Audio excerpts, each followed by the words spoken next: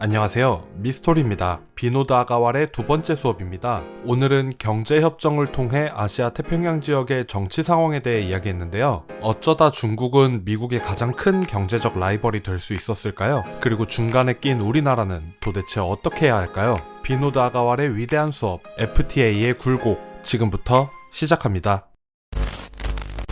자유무역협정 FTA는 가트 24조의 근간을 둡니다. 가트 24조는 모든 나라를 동등하게 최애국으로 대우한다는 원칙인데요. 물론 회원국들끼리 자유무역협정을 맺거나 관세동맹을 맺는 것은 가능합니다. 현재 한국은 57개국과 17건의 FTA를 체결한 상태인데요. 전 세계적으로는 총 350여 건의 FTA가 체결되어 있습니다. 만약 200개 국가가 자유무역협정을 모두 맺는다면 19,900건의 협정이 체결될 수 있죠. 엄청나게 낙관적인 사람은 이것이 가능하다고 말하겠지만 현실적으로는 좀 힘들겠죠. 이제 겨우 350여 건 체결됐으니까요. 비노드 아가왈은 현실적으로 자유무역협정으로는 WTO를 대체할 수 없다고 말합니다. 양자 간 자유무역협정은 왜 맺는 것일까요? 한국은 왜 미국과 FTA를 맺었죠? 양자 간 자유무역협정은 협상 체결이 훨씬 수월합니다. 여러 국가들이 한데 모여 협상하는 것보다 한국과 미국밖에 없으면 훨씬 빨리 협의할 수 있겠죠. 양국의 정치적 목표를 빠르게 달성할 수 있습니다. 한국이 미국과 FTA를 체결한 것은 단지 무역 때문만은 아닙니다. 여기에는 안보가 연계되어 있죠. 이것을 사안연계라고 하는데요. 한국은 미국과의 협정으로 미국 시장에 자동차를 비롯한 한국 제품을 더 쉽게 수출할 수 있게 되었지만 한국 정부가 그보다 더 중요하게 생각한 것은 바로 안보입니다. 자칫 비용 문제 때문에 미국이 한국의 안보 상황에서 발을 뺄 수도 있으니 자유무역협정을 통해 그 중요성을 강조한 것이죠. 이처럼 한 나라가 자유무역협정을 맺는 것은 경제뿐 아니라 안보와 정치적인 이유도 있습니다. 양자 간 자유무역협정에 단점도 존재합니다. 대표적으로 스파게티 볼 효과가 있는데요.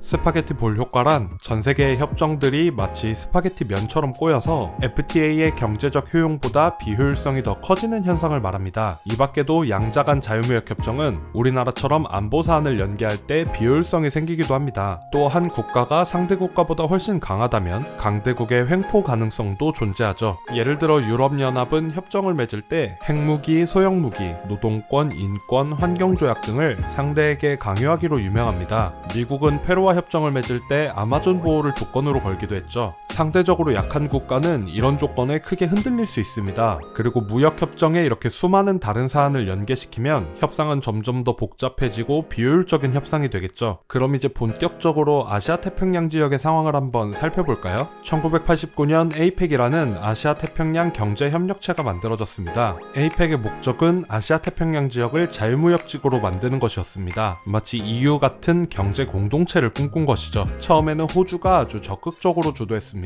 EU가 보호주의를 강화하면서 호주의 주 수출품인 밀과 양의 수출 루트가 막혔거든요. 그때부터 호주는 나도 아시아에 껴줘잉 하면서 APEC을 주도하기 시작했습니다. 이후 중국, 대만, 홍콩이 합류했고 현재는 우리나라와 미국을 비롯한 21개국이 APEC 회원국이 되었죠. 하지만 APEC은 EU처럼 성공하지는 못했습니다. 21개국의 요구 조건과 경제발전 정도가 다 달랐기 때문이죠. 대신 APEC의 대안으로 TPP, 환태평양 경제 동반자 협정이 떠오르기 시작했습니다. TPP를 주도한 것은 싱가폴, 뉴질랜드, 칠레인데 브루나이가 합류하면서 2006년부터 피포 협정이라는 별명으로 불리기도 했습니다. 피포 협정은 관세 철폐, 건강 기준, 기술 장벽, 정부 조달에 대한 규칙, 자유로운 이동 허가, 경쟁 정책과 지적 재산권을 논의하는 등 아주 야심찬 계획을 세웠습니다. 그런데 이 약소국들이 협정을 맺고 다른 국가를 초대하려고 했을 때 사람들은 비웃었습니다. 너무 사이즈가 작다고요. 하지만 놀랍게도 2008년 미국이 TPP 가입을 선언하게 됩니다. 사람들은 부시 대통령이 임기 막판에 뭐라도 하려나 보다 생각했지만 차기 정부인 오바마 정부도 TPP 가입을 추진했죠. 오바마는 TPP를 지금까지 체결된 무역협정 중에서 최고 수준이며 가장 진보적인 협정이라고 높게 평가했습니다. 그러자 갑자기 다들 이 협정에 열광하기 시작했죠. 멕시코, 캐나다, 일본 등도 앞다퉈서 들어오고 싶어 했습니다. 하지만 이 협정은 2017년 결국 비준에는 실패했습니다. 중국이 심하게 반대했고 2017년 트럼프가 대통령이 되면서 TPP 탈퇴를 공식 선언했기 때문이죠. 그 틈을 타 중국은 영내 포괄적 경제 동반자 협정인 RCEP을 주도하고 밀어붙였습니다. 그 결과 중국은 다수의 협정을 성공적으로 끌어냈죠. 이 밖에도 중국은 1대1로 전략 등 많은 정책을 성공적으로 수행하고 있습니다. 1대1로 전략은 유럽과 아시아 49개국을 연결해서 중국 중심의 거대한 시장을 건설하려는 계획이죠. 계획의 일환으로 중국은 중앙아시아와 서아시아에 막대한 투자를 쏟아붓고 있습니다. 그리고 AIIB라는 아시아 인프라 투자은행을 설립하기도 하는 등 미국이 아시아에서 별다른 행동을 하지 않는 동안 중국은 세계 시장을 주도하기 위한 다양한 정책들을 적극적으로 추진했습니다. 트럼프 정부가 끝났지만 불행하게도 바이든 정부 역시 아시아 지역에 별다른 관심을 보이고 있지는 않습니다. 동시에 아시아 국가들은 중국 시장을 잡기 위해 치열하게 경쟁하고 있죠. 중국 시장에는 많은 아시아 국가들의 국가 경제와 무역, 투자가 걸려 있습니다. 하지만 또 이들의 안보는 미국에 의존하고 있죠. 우리나라가 대표적입니다. 우리나라는 그렇기 때문에 협상 테이블이 열린다면 대처를 아주 잘해야만 하죠. 비노드 아가왈은 지금처럼 미국과 중국의 관계가 틀어진다면 한국 같은 중간국이나 약소국은 난감한 처지가 된다고 말하며 강의를 마무리합니다. 싫어도 노선을 정해야 될 때가 오고 있습니다. 과연 우리는 미국과 중국 사이에서 어떤 손을 잡아야 할까요? 그 어떤 정치인도 본인 차례의 결정을 내리긴 싫겠죠. 그래도 선택해야만 한다면 여러분들은 어떤 선택을 하시겠어요? 모두가 고민해야 될 시기입니다. 그럼 오늘도 좋은 하루 되세요. 유바!